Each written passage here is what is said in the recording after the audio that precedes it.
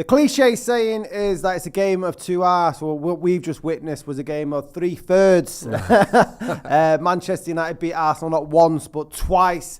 Bizarre conclusion of penalties. It was a bit of a strange thing, that. But before we get to that, what did you make of the performance today? I think it was really good, having the first game being played, a game like that against Arsenal, I was a bit worried about the fact that they may be ahead of us in fitness levels and sharpness, but we actually proved that we're sharp, we're just as sharp, and then they were still trying to get rid of the rust.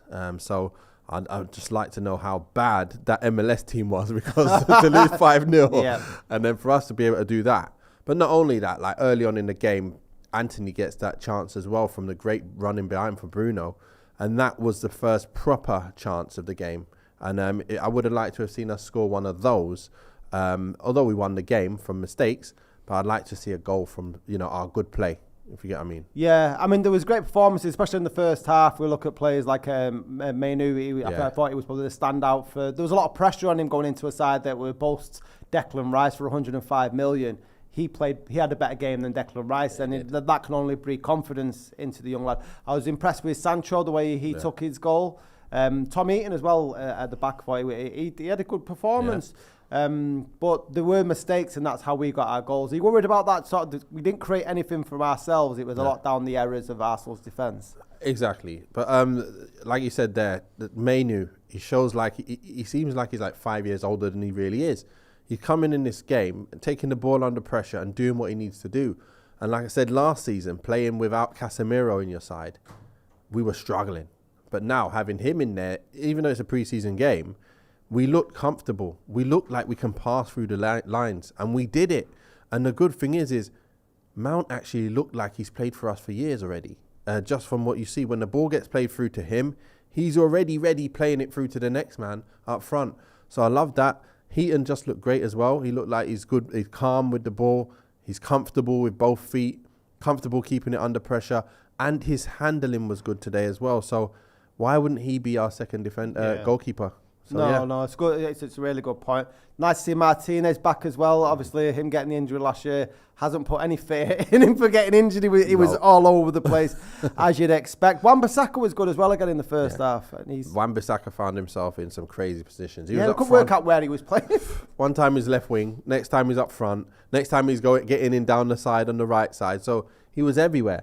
The only other thing is, obviously, he finds himself there, but he's not really a danger to a goal, to scoring a goal. But look, it's something else to think about. And it's adding something more to his game that he never had before. And it still is going to cause problems, and it's going to cause other people to be open at times. We just got to make the best of them chances when they come.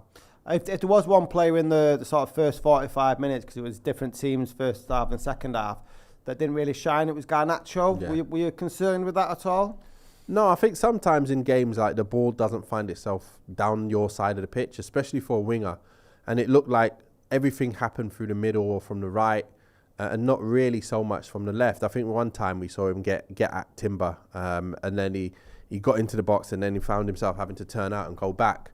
Good job he kept the ball, so that was nice to see. He didn't force play. And it's just one of them games again. His first game. So end of the day, we're going to get better and better attacking-wise. And we just got to find that right blend of the right players to play.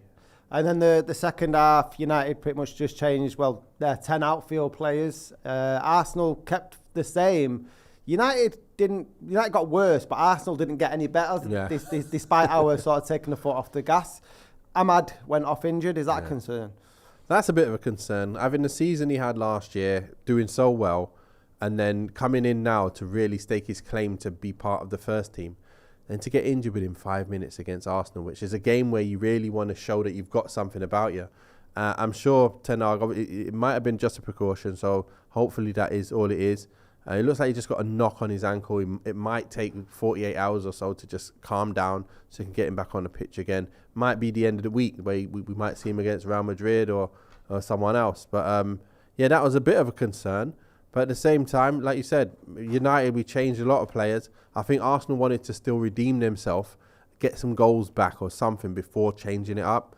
But they just didn't. They continued to make the same silly old mistakes that Arsenal were making all of last year towards the end of last season. So, long may that continue for us because we need to be able to catch them. And like I said, we brought in the players to improve our side, our first team.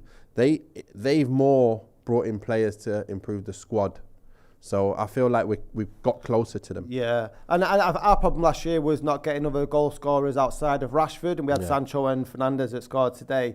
Their problem was conceding silly goals, and they carried on doing that. So that from that side, it was a positive. Rashford though, he should have took that chance. There was a ball through to the back post, and it's like, well, just choose one of the legs and go with it. Oh my gosh, yeah. So that one there, he should have, but I think he was offside anyway. So even if he scores, it's one of the ones where it's not going to count, but at least it feels good to put the ball in the back of the net.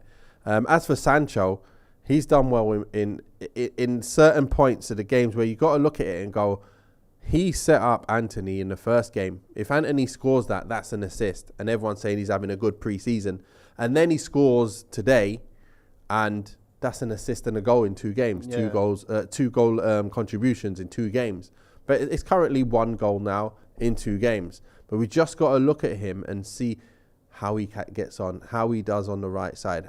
Is he going to continue to improve and continue to lay balls on a plate for others? That's the main thing, because Bruno, he's another one where last year he set up so many chances for people. If everyone scored them, he's the top assist guy in the whole league. Yeah. So it's just one of them things. It all depends on what happens after that pass. But we've got to recognise that pass if the goal is scored or not scored. And again, so Sancho, he's actually doing okay so far. And I hope that continues, so then he does get to actually, flourish at United. We need him to do that. It's going to be interesting this year with the midfield, with obviously the signing of Mount, Mainu coming having the performance today. The second half, we had Donny van der Beek, Eriksen and Casemiro. What do you see that is going to be our starting 3 in that? You meant today? Donny didn't play today. It was McTominay. McTominay, not Donny, yeah. So you have McTominay, Casemiro and Eriksen. Yeah. So what's the strongest 3 there? Do you expect Eriksen to maybe drop back? I think Eriksen drops out of the main team because Mount has more goals, more legs in him as well, and more. He's a similar kind of ability to play through them lines as well, which I saw today. And I really just see it as an upgrade on Eriksen. Eriksen's getting older. Eriksen back in the day would have been obviously top notch, but he is getting older. And Ten Hag realises that we need to be able to compete off the ball as well. And Mount does that. I think Casemiro, Mount and Bruno is our 3. And that's a strong 3, to be fair. Yeah. I'm happy with that 3 over even Arsenal's 3. Yeah. Given today, looking at them 2 teams, we look the better to go into the season. I know it's early days into the pre-season. Yeah. Before I get into the comments, we weren't expecting a penalty shootout, but we got a penalty shootout. Can you learn anything from that, really? You predicted that he was going to miss. Yeah. Well, it's just one of them things. Sometimes you look at a player and you think, he's probably going to miss. And you just never know. It's 50-50, isn't it? So you're going to say, I told you I was right. Yeah, of course I was right. It was 50-50. But how many of them were you wrong? So to be fair, you don't learn much, to be fair. It's just what it is. It's just Americans just being Americans, isn't it? This one. Just, let's have a penalty shootout just to do it. Might as well. It's part of the game if it's needed. But let's just do it anyway. Okay. And it gives us more reasons to go over beating Arsenal for the second time in 2 hours. Right, let's get some of your comments. So Hanam Yandu said lots of positives from individual performances today. Heaton, Mount, Shaw again. Shaw was on looks like he's continued from last season. Yeah. He mentions there that Maguire sharp and tidy. Sancho looks like he's got some pace back that he was lacking last season. That's what I said, yeah. And again, he goes, and Mainu looks so comfortable. Yeah. Palestra, he had a decent chance towards the end of the game. Yeah, he kind of he kept going. He got through, and then the defender caught him up, and then he got his shot. It went high. It went a bit too high. So you got to have more composure when you get your shot off to at least hit the target there. He looks like a little bit lightweight, but if you give him very good balls to his feet or in space where it's perfect for him, you may see some good decision making. But when the conditions have to be perfect for you to do well, it doesn't always bode well for you to be able to stake a claim in the side. You sometimes have to make something out of nothing. Yeah. You have to score a goal out of nothing. You have to make something happen. And I've not seen a lot of that making something happen, apart from that game when he came on against Leicester last year, came on, ran around the houses, and then set up the goal for McTominay, I think it was, to get that. Or was that was against Everton, wasn't it? Yeah. Yeah, Everton. And it's just, it's good. It's been good anyway. One skill rap says, I think we had a good and composed game. It looked like every player knows his role, attitude and strategy were in place. Trust the process. It definitely feels like we're on the right trajectory. I think we've all felt that since Tenai took over, and the players hopefully buying into it. Are we still lacking that striker though from today? We're lacking the decision making at the final bit, to be fair. I think we need to be more sharper in them areas to create more open chances. Although Arsenal didn't score, they got the ball into Saka, who took a player on and put good balls in. And other players got their foot on the end of it. But I want to see us kind of creating those kind of opportunities where somebody on the wide is getting balls into them areas and they're getting the goals. But, you know, we won the game. Yeah. We're going to get a striker in anyway. If we don't, we'll still be fine. We've got options around the pitch.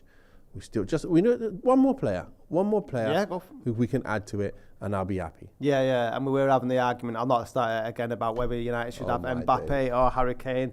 That debate can go on a hell of a long time. But sometime in the future, there will be a pub quiz about who beat Arsenal twice in 2 hours, and the answer will be Manchester United, because we did on penalties and in 90 minutes. But I've been Scott. Nathan, thank you so much for joining us tonight, and we'll see you soon.